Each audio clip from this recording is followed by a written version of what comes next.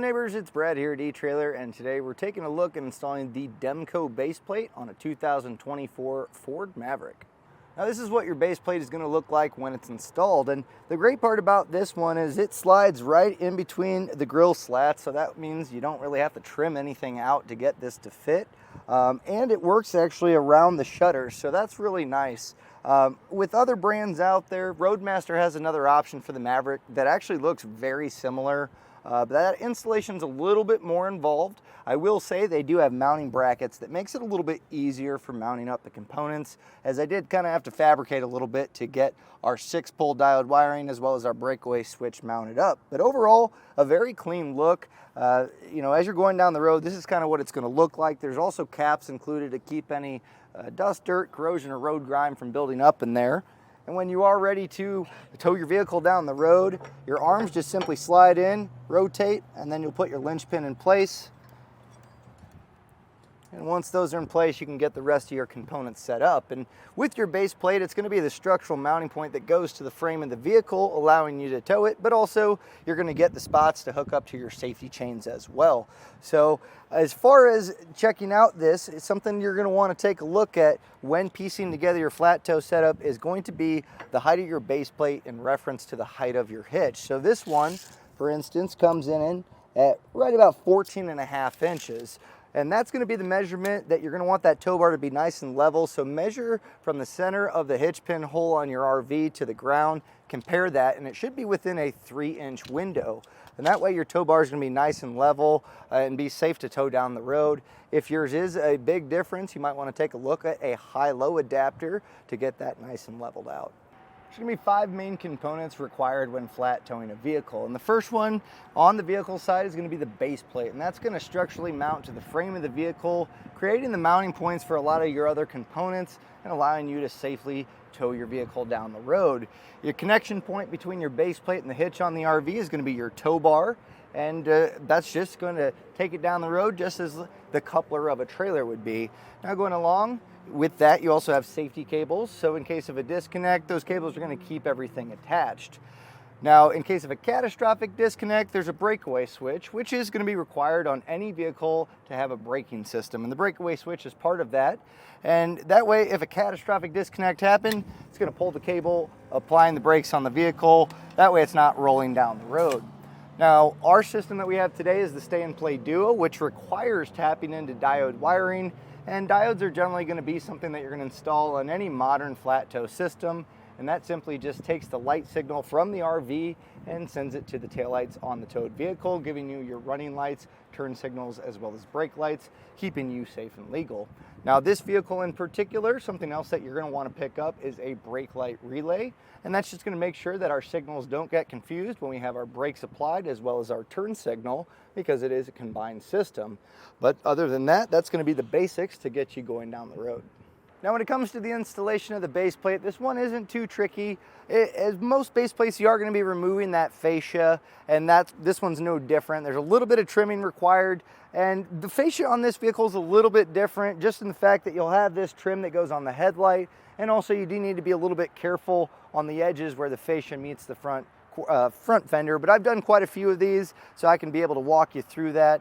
Now, if this is something that's beyond your scope, if you look at this and maybe this isn't for you, you don't have the tools, the place to do it, or even the want to do it, you can reach out using eTrailer's dealer network locator. And that way you can find someone close to you that's going to be an authorized dealer that's going to get the job done and installed close to home for you. But if you're a DIYer and you're going to be doing this yourself, follow along and I'll show you how to get it installed.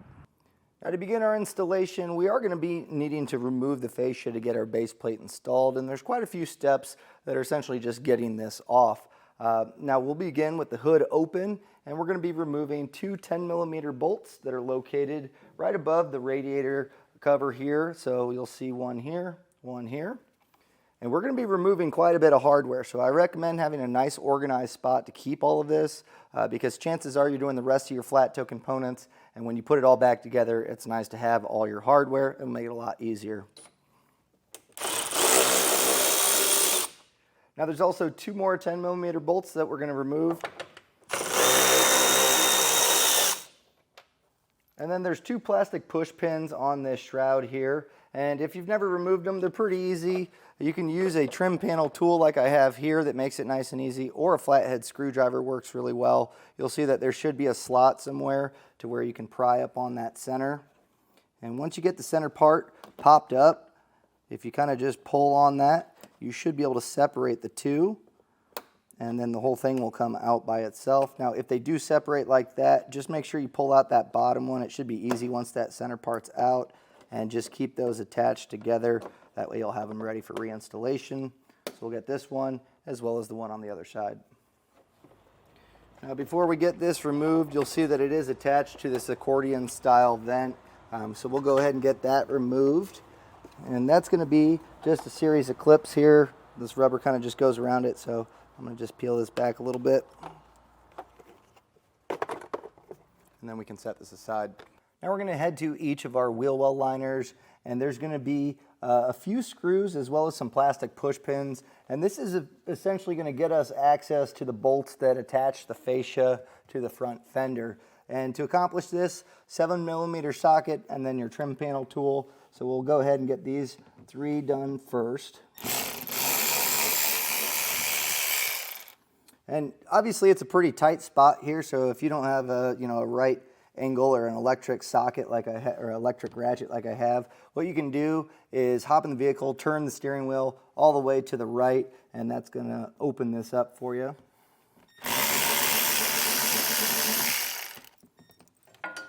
And the plastic push pins, there is one that's located on the bottom side here of that front little air dam that we have. So we'll get this one removed. And then we're just going to work our way up. Now, in the instructions, they say that there's 4 of them. I'm going to just kind of go up to this point here. That's right where our fender is, the first one, and get that removed. And that way we can really get this wheel well liner kind of peeled back to gain access to that hardware. So go ahead and get these removed. And now you can just kind of grab this corner and peel this back to where it's out of the way for us. And the bolts that we're going to be needing to gain access to, you can see the 3 of them that are kind of along here. So we'll go ahead and grab our socket and get these removed. Now these are going to be 10mm bolts, so grab your 10mm socket and get these removed.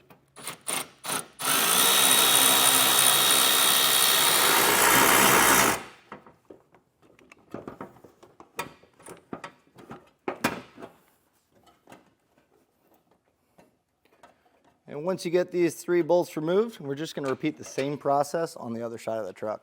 On the bottom side of our fascia, we're going to have 8 T30 Torx bits. To get these removed, we'll just have 8. So 2 here, 2 here, 2 here, and then 2 here. So go ahead, get those removed.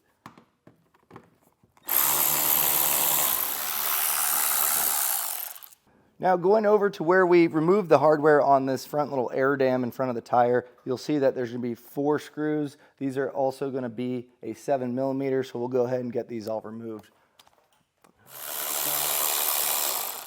And then we're just going to repeat that same process on the other side. Now we're getting ready to get our fascia taken off, and I do recommend having an extra set of hands to do that, because chances are there's going to be some electrical connections, and it's a lot easier to have someone support that while you're unplugging it. And something that you're going to want to do is just grab some painter's tape and we'll run this on the seam where the fascia meets the front fender. And that's more or less to keep it from rubbing against each other when we pull it off, but also as we put it back on. It's just a nice, easy way to protect any scratches on your clear coat. You're also going to want to have a nice spot set up to have your fascia stored, because chances are you're doing the rest of your flat toe components, and that may take a little bit, so you want to make sure your fascia is not damaged in the process. Now to remove the fascia, you're going to start on both sides of the fascia first, and we'll start to peel that back. But what you're going to want to do is where we remove those 10mm bolts, this large locking tab keeps that in place, and we want to make sure we pop that out. The other 2 are just alignment tabs. And to get that popped out, I just use a pair of needle nose pliers, just squeeze that together and then kind of pull down on the fascia, and that should create that gap and allow it to separate. So just pinch, push down, and if you put a little bit of pressure here, that should drop out like this. Now, something else that's specific to the Mavericks is you have part of the fascia that's going to be this plastic trim that's on the headlight, so we want to get that separated as well. To get this trim off of the headlight, just be real careful, but there's a nice indent that's kind of grooved enough to where you can kind of get some grip with your hand here and just lightly pull this back. And don't pull too far because you can snap this, but make sure you do this on both sides. That way when we start to peel this fascia off, that'll all be separated. And going back where kind of the radiator support is, where we previously removed hardware, these clips also hold it in place. So just kind of push down on this center tab here. You can pry on the bottom too. And once you kind of get that tab down, you can use a screwdriver if you need to. You should be able to pull this back a little bit. And just push that tab to clear it, and then just pull back a little bit. That way this is separated. There's going to be one on the other side as well. So at this point, with your extra set of hands, I have Ian here helping me. We're going to go ahead and get this fascia pulled off. So just kind of take your time here, and we should be able to get this to separate. And the small little underbody panel kind of interlocks there too. So if it's hanging up on the bottom, look for that.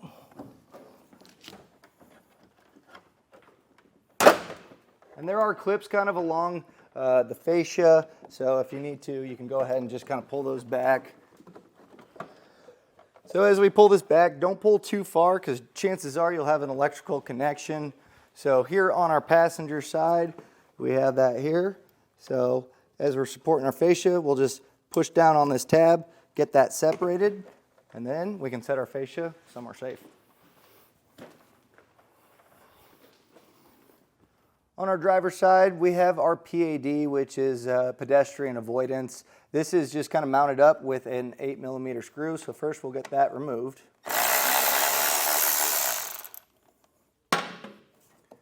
And this should just kind of pop out here. There might be an alignment tab.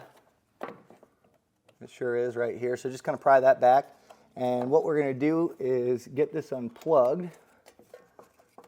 There's also a clip that attaches it, you'll see here, so you can just pull that back, push in on the tab, and get that separated. Now part of our air dam does need to be trimmed. The base plate's going to live along this area, so we need to make clearance for that. So I've marked that out with my chalk marker, and we're just going to trim that out. It's going to go on both sides, similar shape here. And as far as cutting it out, it's rubberized on this portion, but it goes into a plastic. So if you have a pair of tin snips or something, you can probably get pretty good. Along this edge, just kind of be careful here. I have a multi-tool. These work really well for some nice clean cuts. If you have a Dremel, that could work also. But we'll go ahead and get this cut out.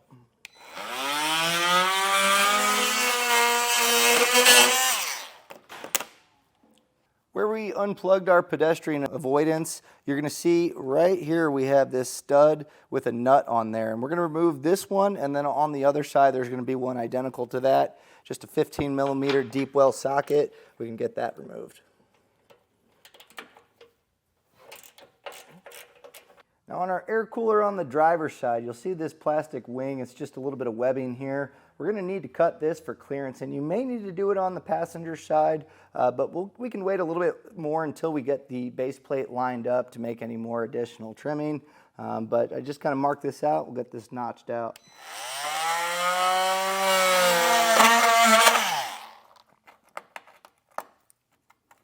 And with any of this trimming on the plastic, if you want, you can go ahead and put a file to this just to kind of clean it up. But a good majority of this will be hidden, so if you have a little bit of flashing, not to worry. Now on each side there's going to be these two bolts, and this is where we're going to attach our base plate. So we're going to want to get these removed. A 13mm socket is going to accomplish that. So go ahead and get these two off as well as the other side.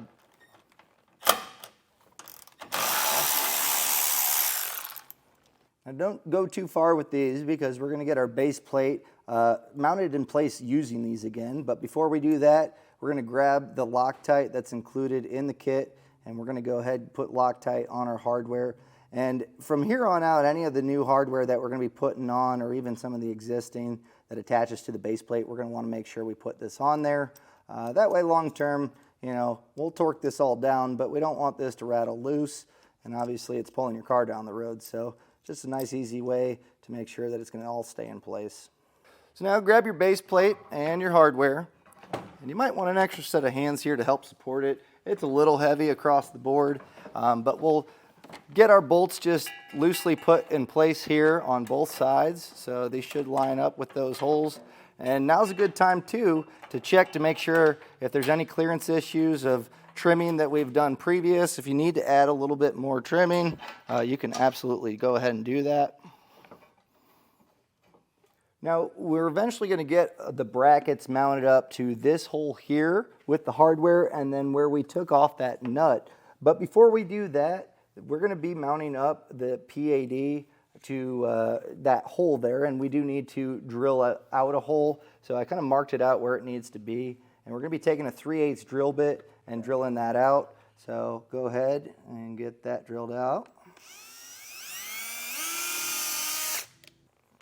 And what we'll do first is take the bracket and slide it up onto that factory stud, and then I'm going to just put a little bit of thread lock on the factory nut and just kind of loosely put this in place for now.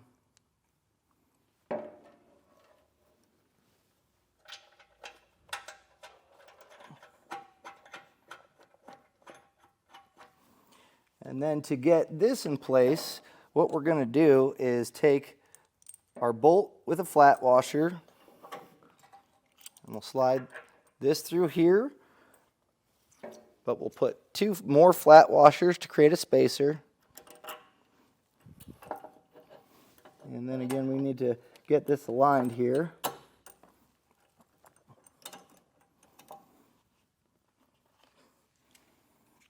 And then this is going to go into place with our newly marked hole here. And it might be easier to get this plugged in, so we don't really have to fight against that before getting this mounted up. Pretty tight here.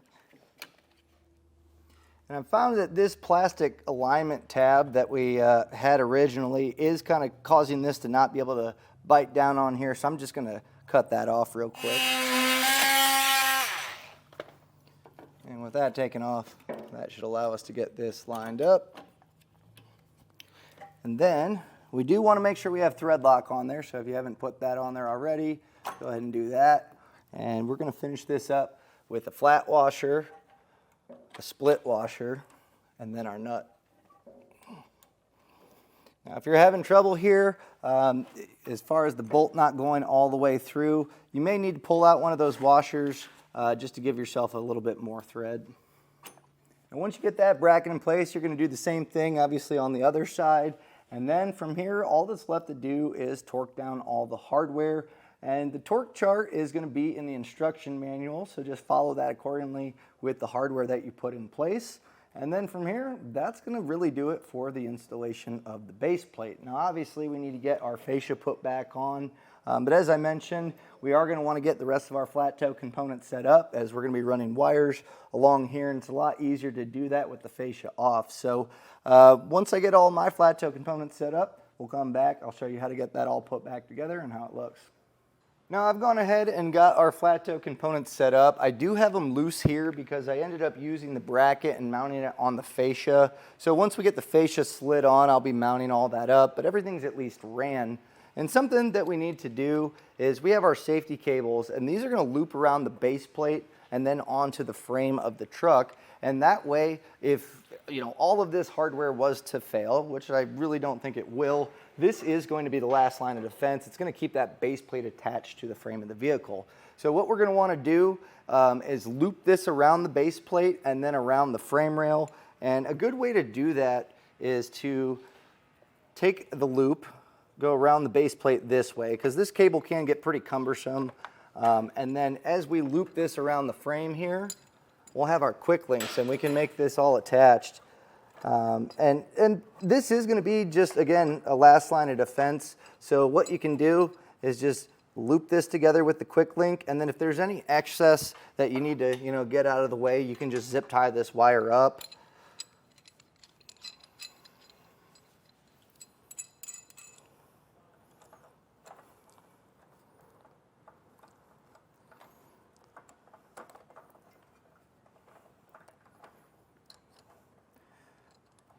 And then we'll just do this on both sides of the truck. Now, as far as getting our fascia put back on, make sure you get your electrical connector put back in place. Again, it helps to have that extra set of hands here. And then as far as getting it all put back in, it's going to be just the reverse order that we took it off. So you can go ahead and get this all snapped into place.